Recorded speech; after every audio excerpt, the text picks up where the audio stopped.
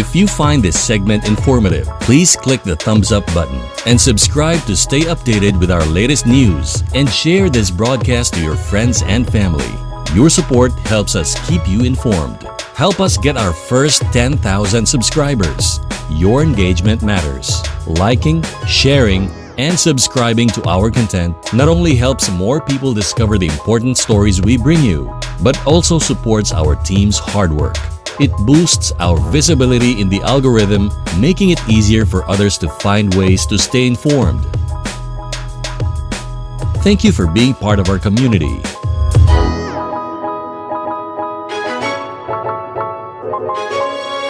Guys, magluluto tayo ngayon ng adobong atay. At ito ang kanyang mga sahog. Halika, tunghayin niyo ako magluto. Painitin na natin ang ating kawali. Ayan. Mainit na guys, lagyan natin ng mantika.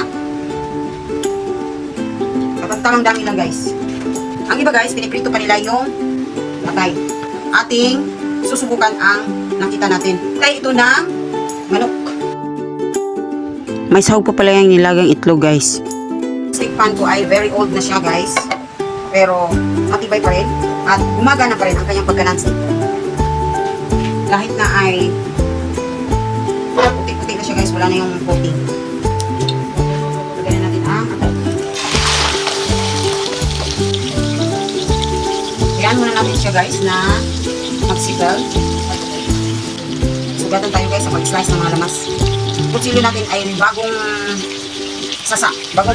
Nasa ko ganyan. Tapos, ang kutsilyo kasi namin ay matalim. Bagong hasa. Galing na natin. Kasi napisin siya. 1 kilo to guys. 200 pesos dito sa amin sa Davao. Sa may Agdao. Palengke. Mabango pala siya guys. Mabango siya. Wala yung lansa. Wala akong ilagay dyan. Kahit na wala akong ilagay. Asin man o paminta, wala. Pero kasi lang siguro na, tinignan ko. Narinig ko muna. Pero mabango siya guys. Walang lansa.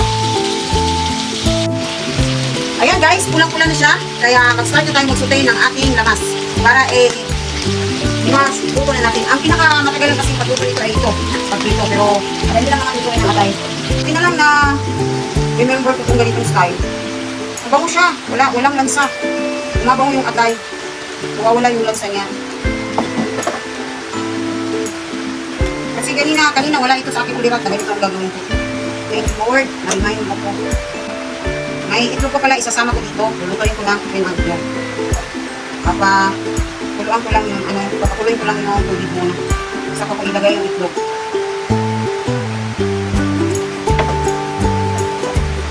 Tapos, lagay natin yung ating ginamit na mantika. Susupin na tayo ng ating manis. Ngayon yung sibuya.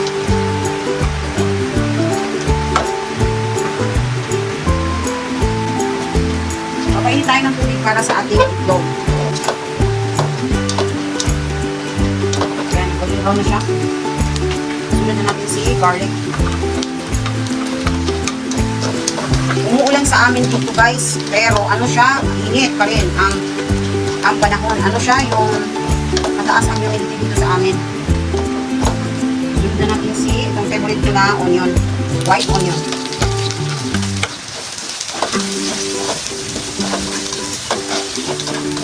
Gusto ko talaga yung white onion, isang piraso guys. Kasi gusto ko talaga yung maraming lamas. Kaya ngayon, titimplahan na natin ang mga lamas. After kong masute yung mga lamas guys, dito ko talaga isusunod yung mga panimpla. Kasi gusto kong doon sumuot din sa mga lamas ang mga panimpla. Pagkatapos niyan, isunod na natin kung anong ating isusute na susunod. Hindi na natin ilagay si atay. Niluto natin kanina. Ay, sakit ang ating.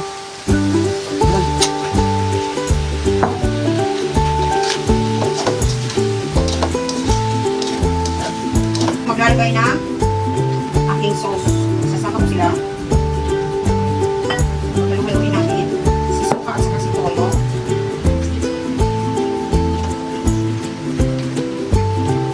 Ito ay manamis-tamis. Kaya lalagyan ko ito.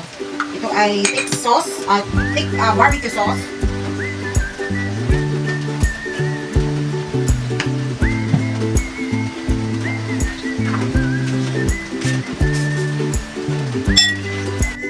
Ayan, lagay na natin si bell pepper at saka si siling haba at ilagay na natin yung sauce na ating ginawa. Yun, ilagay na natin ang mga itlog dahil kumulo na yung tubig. Pag kulo ng tubig, lagay natin yung itlog.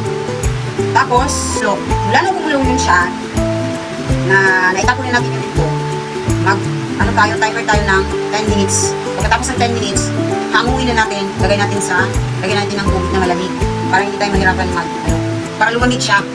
Kasi pag naluto mo ng maayong itlog, yung skin, hindi na siya didikit doon sa mismong itlog. So, wala pa tayong laurel. Lalagay natin laurel. Kunti lang kasi ayoko yung masyadong maraming laurel.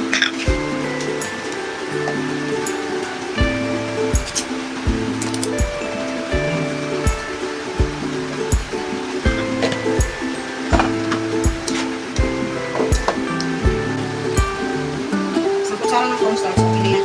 Ang cornstarch ko, nag-stock ako ng cornstarch. Marami kasi yung cornstarch ko.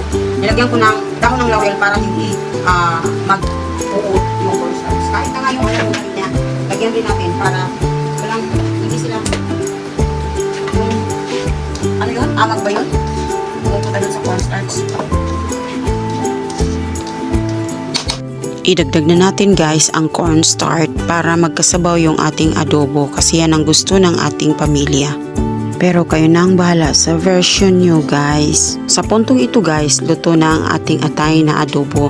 Pwede na natin ihalo ang mga itlog na ating nilaga.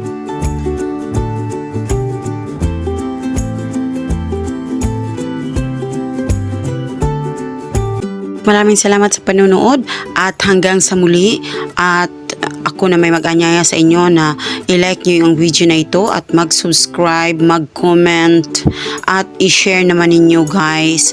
Maraming salamat po sa inyong lahat hanggang sa susunod na aking pagluluto. Hanggang dito na lamang. Salamat po.